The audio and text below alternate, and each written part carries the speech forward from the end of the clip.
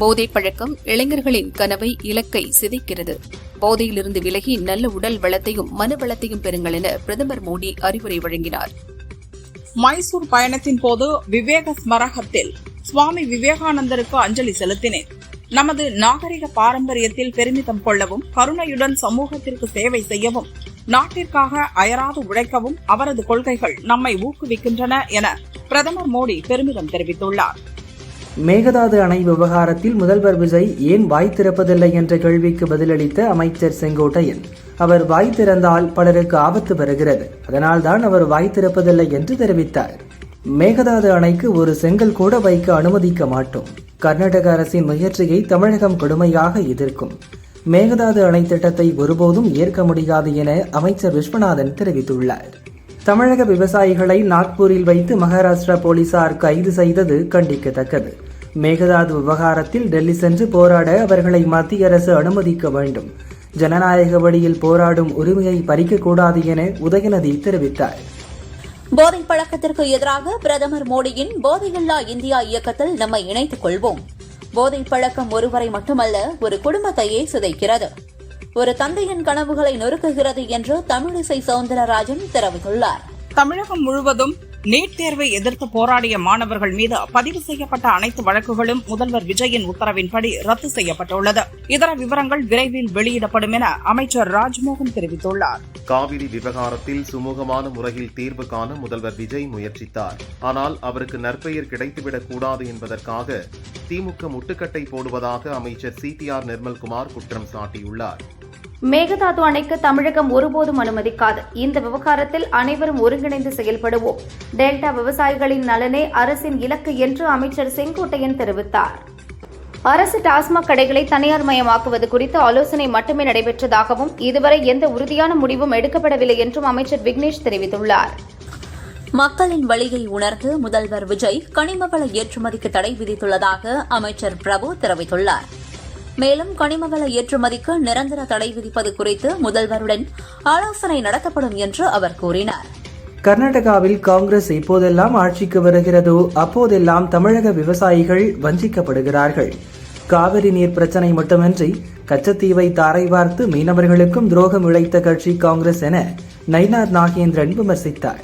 கர்நாடக முதல்வர் கர்நாடகாவிற்காகத்தான் பேசுவார். முதல்வர் விஜய் கர்நாடகாவிற்கு சென்று பேச்சுவார்த்தை நடத்தினால் தவறில்லை. தமிழகத்திற்கு எப்படியாவது தண்ணீர் வர வேண்டும் என தமிழக காங்கிரஸ் தலைவர் மாணிக்கம் தாக்கூர் கூறியுள்ளார். மேகதாதுவில் அணை கட்டப்பட்டிருந்தால் கர்நாடகாவின் கபினி அணையிலிருந்து இப்போது வரும் தண்ணீர் கூட கிடைத்திருக்காது. புதிய அணையை தமிழகம் தடுத்து நிறுத்தியே தீர வேண்டும் என அன்புமணி வலியுறுத்தினார்.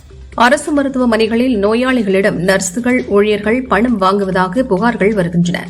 இனியும் இதுபோன்று நடந்தால் கடுமையான நடவடிக்கை எடுக்கப்படும் என அமைச்சர் அருண்ராஜ் தெரிவித்தார். கன்னியாகுமரி கடற்கரையை தூய்மைப்படுத்தும் பணியில் வீர லீடர்ஸ் அமைப்பின் தலைவர் அண்ணாமலை ஈடுபட்டார். அவருடன் அவரது அமைப்பினரும் தூய்மை பணியை செய்தனர். ஆதரவாளர்கள் சிலர் அவருடன் செல்ஃபி எடுத்துக் கொண்டனர். தமிழகத்தில் இத்தனை தொகுதிகள் இருக்கும்போது ஏன் பெரம்பூரிலும் திருச்சி கிழக்கிலும் விஜய் நிற்க வேண்டும்? நடிகனாக இருக்கும்போது விஜய், முதல்வரானதும் ஜோசப் விஜயா, ஏன் முதல் படத்தில் அறிமுகமாகும் போது ஜோசப் விஜய் என்று போடவில்லை என சீமான் கேட்டுள்ளார். மேகதாது அணை திட்டத்தை ஒத்துழைப்பு மனப்பான்மையோடு அணுக வேண்டும். காவிரி நம்மை பிரிப்பதற்கு பதில் இரு மாநில மக்களை இணைக்கும் பாலமாக இருக்க வேண்டும் என முதல்வர் விஜய்க்கு கர்நாடக பாரதிய ஜனதா தலைவர் விஜயேந்திரா கடிதம் எழுதியுள்ளார். காவிரி விவகாரத்தில் மேகதாது திட்டமே நிரந்தர தீர்வு. இரு மாநிலங்களும் இணைந்து பேச்சுவார்த்தை நடத்தி மேகதாது விவகாரத்தில் சுமூகமான தீர்வை காண வேண்டும் என கர்நாடக முதல்வர் சிவக்குமார் கூறியுள்ளார். கர்நாடக மக்கள், விவசாயிகளின் நலன் காப்பதே எங்களின் முதன்மையான நோக்கம். காவிரி விவகாரத்தில் அனைத்து கட்சித் தலைவர்களும் ஒரே நிலைப்பாட்டில் உள்ளதாக முதல்வர் DK சிவக்குமார் தெரிவித்தார். தமிழக முதல்வர் விஜய் கர்நாடகா வரும்போது தனது ஆதரவாளர்கள் அவருக்கு எதிராக குரல் எழுப்பக்கூடாது என்பதற்காகவே சந்திப்பை ஒத்திவைத்ததாக கர்நாடக முதல்வர் DK சிவக்குமார் தெரிவித்தார். மேலும் கூடிய விரைவில் விஜயை மீண்டும் சந்திப்பேன் என்றும் கூறினார். ஜென்சி இளைஞர்கள் எப்போதும் பாஜக பக்கம்தான் உள்ளனர். பிரதமர் மோடிக்கு ஆதரவு தெரிவிக்கின்றனர். மோடியின் செல்வாக்கால் காங்கிரஸ் MP ராகுல் அச்சத்தில் உள்ளார் என்று மத்திய அமைச்சர் பியூஷ் கோயல் தெரிவித்தார். முன்பதிவு செய்யப்பட்ட ரயில் டிக்கெட்டில் வேறு நபர் பயணம் செய்தால் கடுமையான சட்ட நடவடிக்கை எடுக்கப்படும் என தெற்கு ரயில்வே எச்சரித்துள்ளது. டிக்கெட்டில் பெயர் குறிப்பிடப்பட்டுள்ள பயணியை பயணிக்க வேண்டும் என தெரிவித்துள்ளது. போதைப்பொருள் இல்லா இந்தியா விழிப்புணர்வு பிரச்சார திட்டத்தை பிரதமர் மோடி காணொலி காட்சி வாயிலாக துவங்கி வைத்தார். போதை பழக்கம் இளைஞர்களின் கனவை இலக்கை சிதைக்கிறது. போதையிலிருந்து விலகி நல்ல உடல் வளத்தையும் மன வளத்தையும் பெறுங்கள் என பிரதமர் மோடி அறிவுரை வழங்கினார். தமிழகத்திற்கு நடப்பு மாதத்தில் இதுவரை 2.9 TMC நீர் திறக்கப்பட்டுள்ளது. குடிநீர் தேவைக்காக 40 TMC நீரை இருப்பில் வைக்க வேண்டிய கட்டாயம் கர்நாடகத்திற்கு உள்ளது என அம்மாநில முதல்வர் DK சிவக்குமார் தெரிவித்துள்ளார். மகேந்திரகிரியில் புதிய செயற்கைக்கோள் ஏவுதளம் அமைக்கும் திட்டம் எதுவும் தற்போதைய மத்திய அரசின் பரிசீலனையில் இல்லை. குலசேகரப்பட்டினத்தில் 2வது ஏவுதளம் அமைக்கும் பணிகள் தொடர்ந்து நடைபெறுவதாக மத்திய அமைச்சர் ஜிதேந்திர சிங் தெரிவித்தார். கேரள மாநிலத்தில் பெய்து வரும் கனமழை காரணமாக இதுவரை 8 பேர் உயிரிழந்துள்ளதாக கேரள முதல்வர் சதீசன் கூறியுள்ளார். 13 பேர் காயமடைந்துள்ளதாகவும் 8 பேர் மாயமாகியுள்ளதாகவும் 27 வீடுகள் முழுமையாக சேதமடைந்துள்ளதாகவும் தெரிவித்துள்ளனர். கடலூர் சேத்தியார்தோப்பு அருகே 7 கோடி ரூபாய் மதிப்பிலான 3 சிலைகளை சட்டவிரோதமாக கடத்த முயன்ற சம்பவம் அதிர்ச்சி ஏற்படுத்தியுள்ளது. இது தொடர்பாக 5 பேரை போலீசார் கைது செய்து சிலைகளை பறிமுதல் செய்து விசாரிக்கின்றனர். 2ஆம் உலகப் போருக்கு பிறகு காணப்படாத அளவிற்கு அமெரிக்கா தாக்குதலுக்கு தயாராக உள்ளது. ஆனால் ஒப்பந்தம் விரைவாக இறுதி செய்யும் தருவாயில் இருப்பதால் தாக்குதலை நிறுத்தி வைக்க ஒப்புக்கொண்டுள்ளேன் என அமெரிக்க அதிபர் டிரம்ப் தெரிவித்தார். தாக்குதல்களை நிறுத்துமாறு ஈரான் கேட்டுக் கொண்டதாக அமெரிக்க அதிபர் டிரம்ப் கூறியது முற்றிலும் பொய் என ஈரான் தெரிவித்துள்ளது. வளைகுடா நாடுகளிடம் இருந்து பணம் பறிப்பதற்கும் அச்சுறுத்தல்கள் மூலம் அழுத்தம் கொடுக்கவே டிரம்ப் நாடகம் ஆடுகிறார். ஈரான் எதற்கும் தயாராகவே உள்ளது என்று குறிப்பிட்டுள்ளது. உக்ரைனில் ரஷ்யா நடத்திய ஏவுகணை தாக்குதலில் கீவ் நகரில் 10 பேர் இறந்தனர். பலர் காயமடைந்த நிலையில் ஏவுகணைகளை இடைமறித்து அழிக்கும் பேட்ரியாட் போன்ற வான் பாதுகாப்பு போர்க்கள தளவாடங்களை உடனடியாக தர வேண்டும் என அமெரிக்காவிற்கு உக்ரைன் கோரிக்கை விடுத்துள்ளது. இந்தோனேஷியாவில் 271 பேருடன் பயணித்த கப்பலில் ஏற்பட்ட தீ விபத்தில் 5 பேர் உயிரிழந்தனர். மேலும் காணாமல் போன 41 பேரை தேடும் மீட்புப் பணிகள் தீவிரமாக நடைபெற்று வருகின்றன. கேரளாவில் தென்மேற்கு பருவமழை தீவிரமடைந்துள்ள நிலையில் வயநாடு, இடுக்கி, கோட்டயம், திருச்சூர், பத்தனம்திட்டா, கண்ணூர், காசர்கோடு, கோழிக்கோடு, மலப்புரம் ஆகிய மாவட்டங்களில் உள்ள கல்வி நிறுவனங்களுக்கு இன்று விடுமுறை அறிவிக்கப்பட்டுள்ளது. நீலகிரி, கோவை, தேனி, திருவண்ணாமலை, விழுப்புரம், கடலூர் ஆகிய 6 மாவட்டங்களில் இன்று கனமழைக்கு வாய்ப்புள்ளதாக சென்னை வானிலை ஆய்வு மையம் தெரிவித்துள்ளது. குற்றாலம் மெயினருவியில் நீர்வரத்து அதிகரித்துள்ளதால் சுற்றுலா பயணிகள் குளிப்பதற்கு தற்காலிக தடை விதிக்கப்பட்டுள்ளது. டெல்லியில் கரப்பான்பூச்சி அமைப்பினர் நடத்திய போராட்டத்தின் போது போராட்டக்காரர்கள் மீது போலீசார் எடுத்த நடவடிக்கைக்கு எதிராக சட்ட போராட்டம் நடத்த முன்னாள் அமைச்சர் கபில் சிபல் 1 கோடி ரூபாய் நன்கொடை வழங்கியதாக தகவல் வெளியாகியுள்ளது. கர்நாடகாவின் தீர்த்தஹள்ளி நகரில் தொடர்ந்து பெய்து வரும் கனமழையால் ஏற்பட்ட பயங்கர நிலச்சரிவில் வீட்டின் மீது மண் சரிந்து விழுந்தது. இதில் இடிபாடுகளில் சிக்கி 3 வயது குழந்தை உள்பட ஒரே குடும்பத்தைச் சேர்ந்த 3 பேர் பரிதாபமாக உயிரிழந்தனர். டெல்லியில் போராட சென்ற தமிழக விவசாயிகளை தடுத்து நிறுத்தி நாக்பூரில் இறக்கிவிட்டது அநீதி. இது தமிழகத்தின் உரிமைகள் மீது நடத்தப்பட்ட தாக்குதல். தமிழக அரசு இதை வேடிக்கை பார்க்கக்கூடாது என அன்புமணி தெரிவித்துள்ளார். இந்தியாவில் தஞ்சமடைந்துள்ள வங்கதேச முன்னாள் பிரதமர் ஷேக் ஹசீனா வரும் ஆகஸ்ட் 5ஆம் தேதி டெல்லியில் நடைபெறும் நிகழ்ச்சியில் பங்கேற்று உரையாற்ற உள்ளார். இதன் மூலம் சுமார் 2 ஆண்டுகளுக்கு பிறகு அவர் முதல் முறையாக பொதுவெளியில் பேச உள்ளார். திருப்பூரில் தனியார் வங்கியில் போலி நகைகளை அடகு வைத்து ரூபாய் 52 லட்சம் மோசடி செய்த வழக்கில் மாநகர போலீஸ் எஸ்ஐயின் மனைவி ஹேமலதா மற்றும் வங்கி அதிகாரிகள் 3 பேரை போலீஸ் கைது செய்து விசாரணை நடத்தி வருகின்றனர். சேலம் தலைவாசல் அருகே உள்ள சேகோ ஆலையில் மின்கசிவு காரணமாக ஏற்பட்ட தீ விபத்தில் குளோரின் பவுடர் மூட்டைகளுக்கும் தீ பரவியதால் வாயு கசிவு ஏற்பட்டது.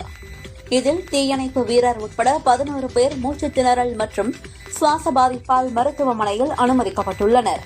ரஷ்யாவின் ஆன்லைன் வர்த்தக நிறுவனத்தின் குடோன்களை குறிவைத்து உக்ரைன் நடத்திய ட்ரோன் தாக்குதலில் 5 பேர் உயிரிழந்தனர். மேலும் பலர் படுகாயமடைந்த நிலையில் மீட்பு மற்றும் நிவாரணப் பணிகள் தீவிரமாக நடைபெற்று வருகின்றன. கிரீஸ் நாட்டின் காட்டுத்தீயை அணைக்கும் பணியில் ஈடுபட்டிருந்த 2 ஹெலிகாப்டர்கள் ஒன்றோடு ஒன்று மோதி விபத்துக்குள்ளானது. 2 பேர் மீட்கப்பட்ட நிலையில் மேலும் 2 தேடும் பணி நடைபெறுகிறது. திமுக அரசை போல கவர்னருடன் மோதும் போக்கை தாவேகா அரசு விரும்பவில்லை என அமைச்சர் விஸ்வநாதன் தெரிவித்துள்ளார். மேலும் தமிழக பல்கலைக்கழகங்களில் காலியாக உள்ள துணைவேந்தர் பதவிகள் விரைவில் நிரப்பப்படும் என்றும் அவர் கூறினார்.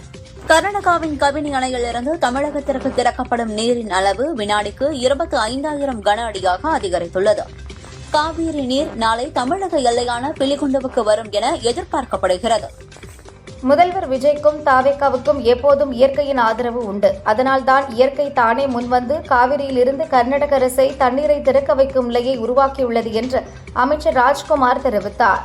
திருச்செந்தூர் அருகே உள்ள குலசேகரப்பட்டினத்தில் வீதி லீடர்ஸ் அமைப்பின் கொடியை அண்ணாமலை ஏற்றி வைத்தார். தொடர்ந்து மரக்கன்றுகள் நட்டு சுற்றுச்சூழல் பாதுகாப்பின் அவசியத்தையும் வலியுறுத்தினார்.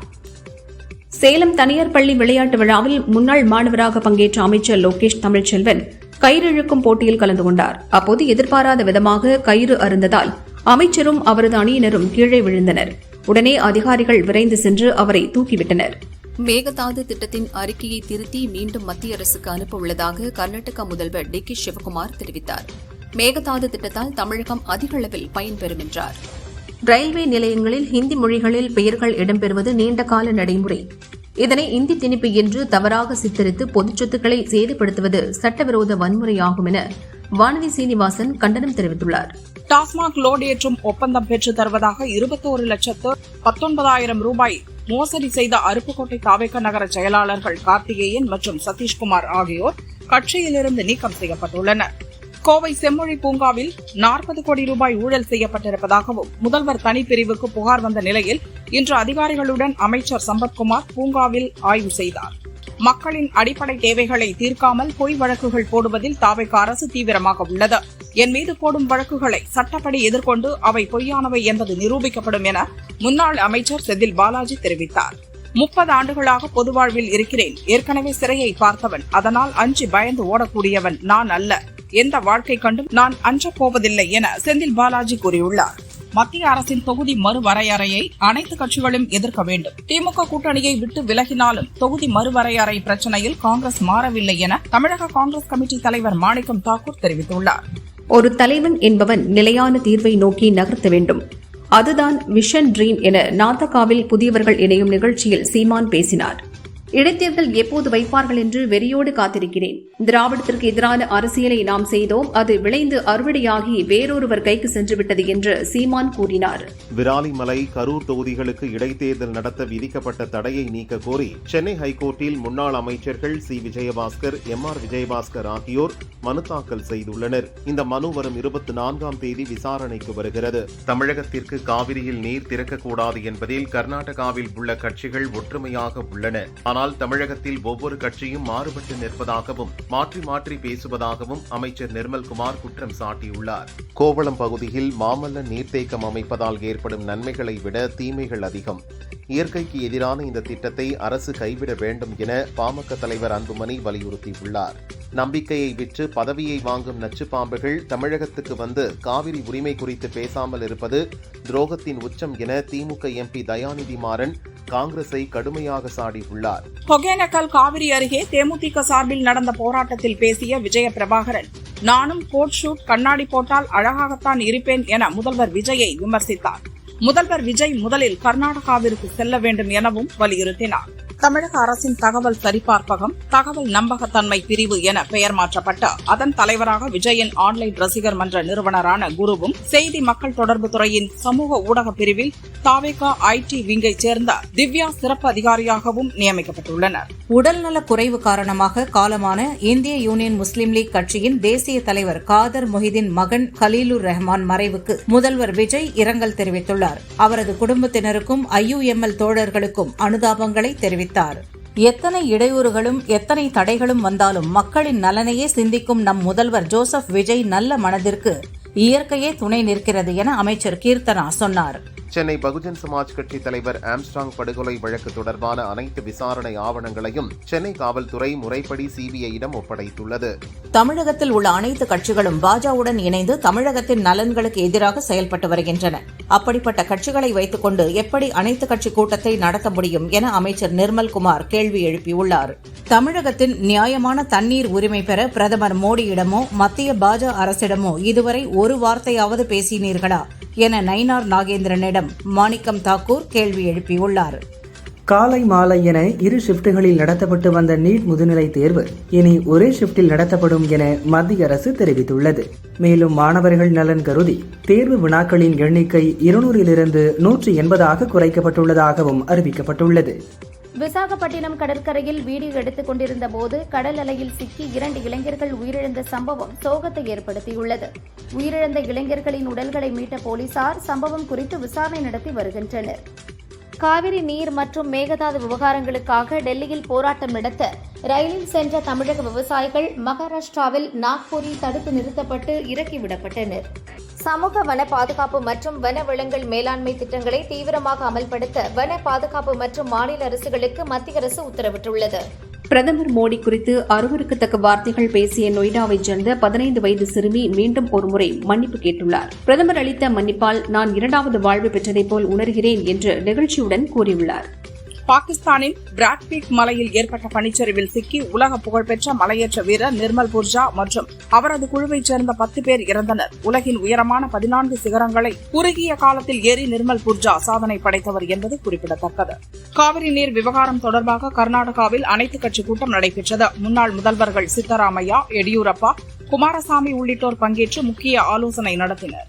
கர்நாடகாவில் கனமழையால் நள்ளிரவில் ஏற்பட்ட நிலச்சரிவில் சிக்கி தீர்த்தஹள்ளி பகுதியில் ஒரே குடும்பத்தைச் சேர்ந்த மல்லிகார்ஜுன், நாகவேணி, 4 வயது குழந்தை சந்தோஷ் என 3 பேர் பலியாகினர். பார்லி மழைக்கால கூட்டத்தொடரின் அடுத்த வாரத்தில் தொகுதி மறுவரையறை, வெளிநாட்டு பங்களிப்பு ஒழுங்குமுறை சட்டத்திருத்த மசோதாக்களை அறிமுகப்படுத்த மத்திய அரசு திட்டமிட்டுள்ளது. நீட் தகுதி மதிப்பெண் அடிப்படையில் மருத்துவ படிப்பில் சேர்வதற்கான கலந்தாய்வு 4ஆம் தேதி தொடங்கி நடைபெறும் என்று மத்திய மருத்துவ கவுன்சில் அறிவித்துள்ளது. கேரளாவில் கடந்த சில தினங்களாக கனமழை பெய்து வரும் நிலையில் 12 மாவட்டங்களுக்கு ஆரஞ்ச் அலர்ட் விடுக்கப்பட்டுள்ளது. திருவனந்தபுரம், கொல்லம் ஆகிய மாவட்டங்களை தவிர மற்ற அனைத்து மாவட்டங்களுக்கும் ஆரஞ்ச் அலர்ட் விடுக்கப்பட்டுள்ளது. சபரிமலை பம்பை ஆற்றில் வெள்ளப்பெருக்கு குறைந்ததால் நாளை நடக்கும் நிறை புத்தரிசி பூஜையில் பங்கேற்க பக்தர்களுக்கு அனுமதி வழங்கப்பட்டுள்ளது. சன்னிதானத்திற்கு செல்ல விதிக்கப்பட்ட தடை இன்று பிற்பகலுடன் முடிந்தது. புதுச்சேரி வில்லியனூரில் 100 ஆண்டு பழமை வாய்ந்த தூய லூர்து அன்னை ஆலயத்தில் பிரான்ஸ் நாட்டின் லூர்து கெபியில் இருந்து கொண்டு வரப்பட்ட புனித நீர் ஊற்றும் நிகழ்வில் ஆயிரக்கணக்கான கிறிஸ்தவர்கள் கலந்து கொண்டு சிறப்பு பிரார்த்தனையில் ஈடுபட்டனர். திருப்பதி ஏழுமலையான் கோயிலில் கிரிக்கெட் வீரர் ஹர்திக் பாண்டியா சுப்பிரபாதம் சேவையில் பங்கேற்று குடும்பத்தினருடன் வழிபாடு செய்தார். அவருக்கு ரங்கநாதர் மண்டபத்தில் தேவஸ்தான அதிகாரிகள் பிரசாதங்கள் வழங்கினர். தமிழகத்தில் பூரண மதுவிலக்கு அமல்படுத்த கோரிய மனுவை ஹைகோர்ட் மதுரை கிளை தள்ளுபடி செய்தது. மதுவிலக்கு அரசின் கொள்கை முடிவு என்பதால் அதில் நீதிமன்றம் தலையிட முடியாது என்று தெரிவித்துள்ளது. மேலூர் காரைக்குடி இடையே 1070 கோடி ரூபாய் மதிப்பில் அமைக்கப்பட்டுள்ள புதிய 4 வழிச்சாலை பணிகள் நிறைவடைந்து பயன்பாட்டுக்கு வருகிறது. வரும் ஆகஸ்ட் 15ஆம் தேதி பிரதமர் மோடி திறந்து வைக்கிறார். இருங்காட்டுக்கோட்டையில் உள்ள சேட் கோமென் கண்ணாடி தயாரிப்பு நிறுவனம் மற்றும் ஒருகடத்தில் உள்ள டைம்லர் பஸ்ஸஸ் இந்தியா நிறுவனம் ஆகிய தொழில் நிறுவனங்களை முதல்வர் விஜய் நாளை நேரில் சென்று பார்வையிடுகிறார். மேட்டுப்பாளையம் அருகே பவானி ஆற்றில் திடீரென ஏற்பட்ட வெள்ளப்பெருக்கில் தண்ணீர் குடிக்க வந்த காட்டு யானை ஒன்று சிக்கியது. வெள்ளத்தின் வேகத்துக்கு ஈடுகொடுத்து நீந்தி உயிர் தப்பி கரை சேர்ந்த யானையின் வீடியோ சோசியல் மீடியாவில் வைரலாகியுள்ளது. கரூர் மாவட்டத்தில் உள்ள அமராவதி ஆறு முற்றிலும் வறண்டு காணப்படுகிறது. நாளை ஆடி 18ஐ முன்னிட்டு அமராவதி ஆற்றில் புனித நீராட முடியாததால் பக்தர்கள் ஏமாற்றமடைந்துள்ளனர். குடிநீர் இன்றி விவசாயிகளும் மக்களும் வேதனையில் உள்ளனர். திருப்பூர் ஊத்துக்குளி காவல் நிலையத்தில் வழக்கு கோப்புகளை முறையாக பராமரிக்காத 4 தலைமை காவலர்கள் உட்பட 7 போலீசார் ஆயுதப்படைக்கு மாற்றப்பட்டுள்ளனர்.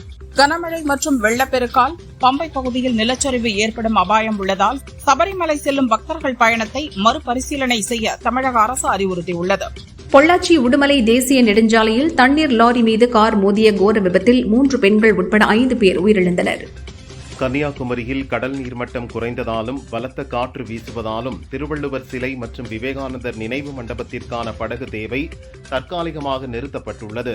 திமுக தலைமை சொல்வதைத்தான் கர்நாடக முதல்வர் டி.கே. சிவக்குமார் சொல்கிறார். இவர்களுக்குள் இருக்கும் உறவு இதன் மூலம் வெட்ட வெளிச்சமாகிறது என அமைச்சர் நிர்மல்குமார் சொன்னார்.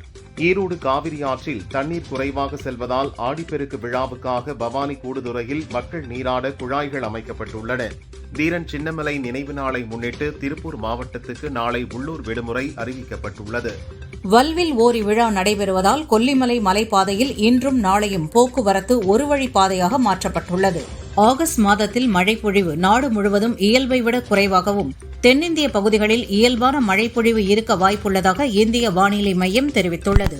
குற்றாலம் மெயின் அருவி மற்றும் ஐந்தருவியில் நீர்வரத்து சீரானதைத் தொடர்ந்து சுற்றுலா பயணிகள் குளிக்க அனுமதிக்கப்பட்டுள்ளனர். மேற்கு தொடர்ச்சி மலை மற்றும் நீர்பிடிப்பு பகுதியில் பெய்த கனமழையால் முல்லைப் பெரியாறு அணைக்கு நீர்வரத்து 6100 கன அடியாக அதிகரித்துள்ளது. நீர்வரத்து மேலும் அதிகரிக்கும் என எதிர்பார்க்கப்படுகிறது. தமிழகம் முழுவதும் ரேஷன் கடைகளில் கைரேகை பதிவு செய்வதற்கான சிறப்பு முகாம் இன்று நடைபெறுகிறது. கர்நாடகாவின் கபினி அணையில் இருந்து வினாடிக்கு 25,000 கன அடியாக திறக்கப்பட்ட உபரி நீரின் அளவு 9,958 கன அடியாக குறைக்கப்பட்டுள்ளது. மேட்டுப்பாளையம் பில்லூர் அணையின் நீர்மட்டம் 97 அடியை எட்டியது. அணையிலிருந்து 8,000 கன அடி நீர் வெளியேற்றப்படுவதால் பவானி ஆற்றில் வெள்ளப்பெருக்கு ஏற்பட்டுள்ளது. இதனால் கரையோர மக்களுக்கு வெள்ள அபாய எச்சரிக்கை விடுக்கப்பட்டுள்ளது. ஆடி மாதத்தின் 3வது வார ஞாயிற்றுக்கிழமை விடுமுறையை முன்னிட்டு சென்னை காசிமேடு மீன்பிடி துறைமுகம் மற்றும் மீன் சந்தையில் இன்று அதிகாலையிலிருந்தே மக்கள் கூட்டம் அலைமோதியது. கோவை அரபிக் கல்லூரிக்கு வசூலிக்கப்பட்ட நிதி இளைஞர்களிடம் பயங்கரவாத கருத்துக்களை பரப்ப செலவிடப்பட்டுள்ளதாக அமலாக்கத்துறை விசாரணையில் தெரியவந்துள்ளது. திருப்பத்தூர் மாவட்டம் நாற்றம்பள்ளி அருகே பைனான்சியர் வீட்டில் 50 சவரன் தங்க நகை திருடிய வழக்கில் உறவுக்கார பெண் மற்றும் அவரது கள்ளக்காதலனை போலீசார் கைது செய்தனர். 29 சவரன் நகை மீட்கப்பட்டது. இலங்கைக்கு எதிரான 2 போட்டிகள் கொண்ட டெஸ்ட் கிரிக்கெட் தொடரிலிருந்து இந்திய வேகப்பந்து வீச்சாளர் ஜஸ்பிரீத் பும்ரா விலகியுள்ளார். இடது முழங்காலில் ஏற்பட்ட வலி மற்றும் அசௌகரியம் காரணமாக அவர் பங்கேற்கவில்லை. சர்வதேச கிரிக்கெட்டிலிருந்து ஓய்வு பெற்ற அஜிங்கிய ரஹானேவுக்கு பிசிசிஐ மாதந்தோறும் ரூபாய் 70,000 பென்ஷன் வழங்க உள்ளது. 2022 25 அல்லது அதற்கும் மேற்பட்ட டெஸ்ட் போட்டிகளில் விளையாடிய வீரர்களுக்கு மாதந்தோறும் ரூபாய் 70,000 ஓய்வூதியத்தை பிசிசிஐ வழங்கி வருகிறது. காமன்வெல்த் போட்டியில் ஆண்களுக்கான 80 கிலோ குத்துச்சண்டை பிரிவில் இந்திய வீரர் அங்குஷ் பங்கல் தங்கப்பதக்கம் வென்றார். இங்கிலாந்தின் டிமேஜி ஷிட்டுவை 4-1 என்ற புள்ளி கணக்கில் வீழ்த்தி வெற்றி பெற்றார்.